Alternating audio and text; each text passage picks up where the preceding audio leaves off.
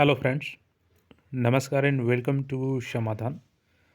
साथियों, उम्मीद है कि आप सब अच्छे होंगे और साथ ही साथ आपकी स्टडी भी अच्छे से चल रही होगी। साथियों, बिहार लोक सेवा आयोग के अगेंस्ट आज बीपीएससी में सुनवाई थी।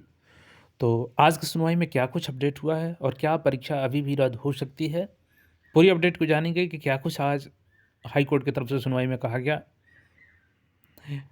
थोड़ा सा ब्रीफ में इस मुद्दे को हम लोग समझ लेते हैं, फिर आगे इस पर बात करते हैं। देखिए, एक्चुअली में बीपीएससी का हुआ क्या कि 13 दिसंबर को एग्ज़ाम हुआ। उसके बाद से बापू परीक्षा परिसर का दोबारा एग्ज़ाम 4 जनवरी को 22 परीक्षा केंद्र पर पटना में आयोजित की गई।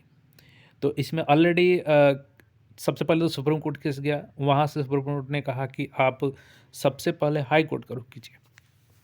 तो इसमें ऑलरेडी एक हाई कोर्ट में केस चल रहा है जिसका सुनवाई 31 को होना है। और आनंद लीगल ट्रस्ट के द्वारा भी केस किया गया, तो उनकी भी नेक्स्ट हियरिंग मिली है। बट आज जो सुनवाई हुई और ये कोर्ट पहुंचने का कारण क्या था? देखिए, मुद्दा ये है कि चूंकि ये केस ऑलरेडी रिजल्ट आने से पहले से चल रहा था, लेकिन जब ये दोबारा केस हुई है तो करने का कारण ये हुआ कि 2 पेपर हुए हैं। लेकिन आप सबने देखा कि जब रिजल्ट जारी हुआ तो दोनों दिन का कट ऑफ सेम है। अलग से इसमें नहीं बताया गया है कि 4 जनवरी का कट ऑफ ये होगा और 13 दिसंबर का कट ऑफ ये होगा। तो एक ये मुद्दा ये था कि 2 पेपर हुआ तो एक कट ऑफ कैसे हो गया? किस आधार पर रिजल्ट हुआ? आयोग को अभ्यर्थियों के बीच में उस फार्मूले को रखना चाहिए, जो कि आयोग ने नहीं रखा। दूसरी चीज़ कि 13 दिसंबर से कितने अभ्यर्थियों का चयन हुआ है, जो लगभग 21,000 चयन हुआ है, उसमें 13 दिसंबर से कितने अभ्यर्थी हैं और 4 जनवरी से कितने अभ्यर्थियों का चयन हुआ है, इस डेटा को भी नहीं रखा है आयोग ने। अब देखिए, यहाँ पे 28 जनवरी आज हियरिंग था, तो इसमें क्या कुछ हुआ है, इसको जानने से पहले थोड़ा सा हम लोग जान लेते हैं कि ये कोर्ट केस क्यों पहुँचा दोबारा। क्योंकि एक ऑलरेडी केस चल रहा है। तो देखिए, इसका कारण सबसे बड़ा है, आप प्रेस कॉन्फ्रेंस को देखेंगे बीपीएससी का तो सारा चीज़ आपको क्लियर हो जाएगा। मैंने टेलीग्राम पर शेयर भी किया था। ब्रीफ में मैं यहाँ पे बताया था आपको थोड़ा सा, फिर आगे हम लोग आज के कोर्ट सुनवाई पे बात करते हैं कि क्या कुछ हुआ और क्या संभावनाएं आगे बन रही है। अब देखिए, यहाँ से जो प्रेस कॉन्फ्रेंस में रिजल्ट के बाद से बीपीएससी ने जो जो बातें कही, इसी के मद्देनज़र दोबारा यहाँ पे कोर्ट पहुँचे अभ्यर्थी। क्योंकि यहाँ पे बीपीएससी ने केवल अभ्यर्थियों का जो एलिगेशन था उसको सामने रखा। खुद जो अभ्यर्थी जिस बात को समझना चाहते हैं, जानना चाहते हैं, उन बातों को बिल्कुल बीपीएससी ने यहाँ पे बताने की कोशिश नहीं किया। 21,500 के अभ्यर्थियों का चयन हुआ है, 81। और इसमें केवल बातें ये बीपीएससी द्वारा की गई हैं कि भ्रम में झूठी अफ़वाह फैलाई जा रही थी।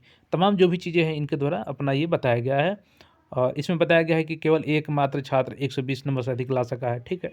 आपने अपना डाटा रखा है यहाँ पे। इसके अलावा इन्होंने कहा है कि इतना ही नहीं, 100 से अधिक मार्क्स लाने वालों की संख्या भी मात्र 1180 है।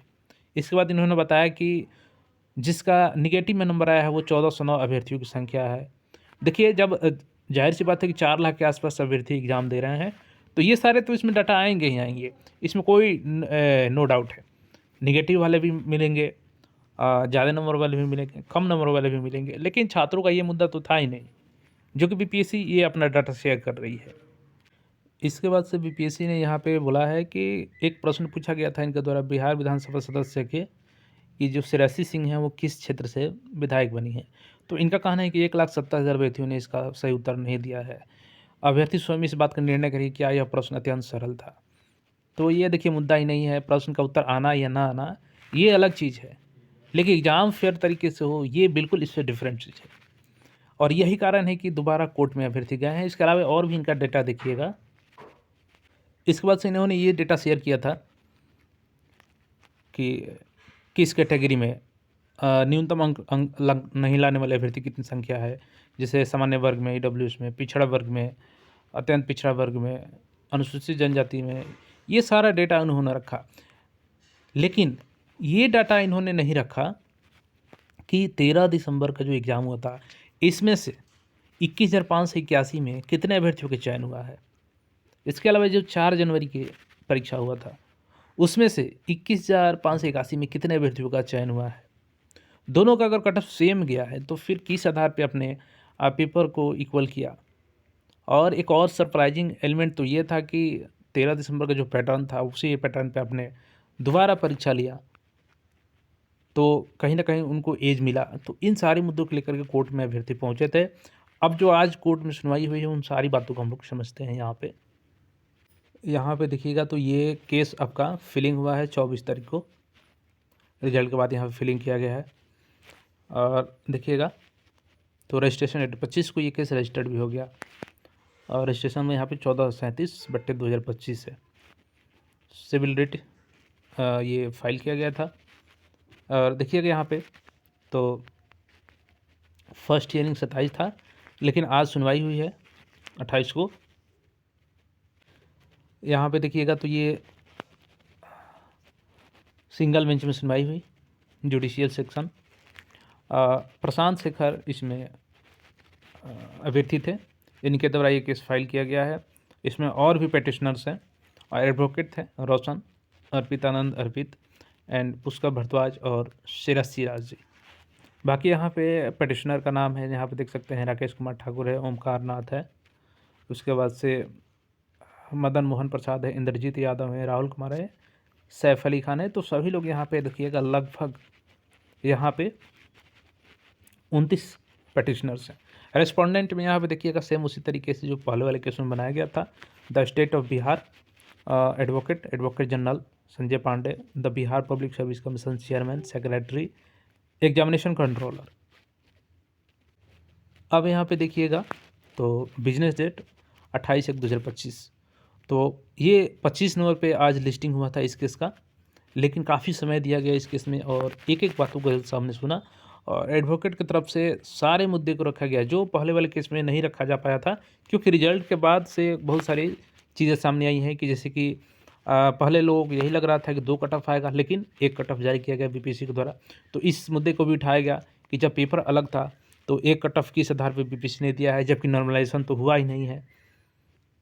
दूसरी चीज़ कि किस शिफ्ट से कितने अभ्यर्थियों का चयन हुआ है, सारा डेटा जो कि जरूरी के अननेसेसरी डेटा है बीपीएससी ने शेयर करना समझा उचित, लेकिन किस शिफ्ट से कितने चयन हुए हैं ये डाटा नहीं शेयर किया गया, तो ये भी सवाल उठाया गया।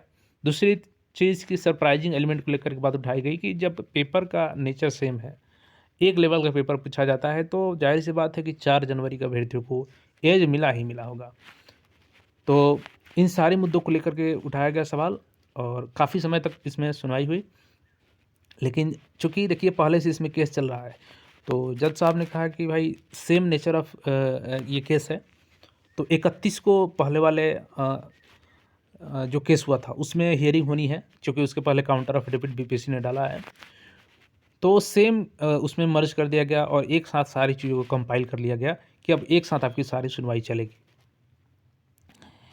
तो अब सबसे बड़ा सवाल आता है, क्या एग्ज़ाम अभी भी कैंसिल होने की संभावना है?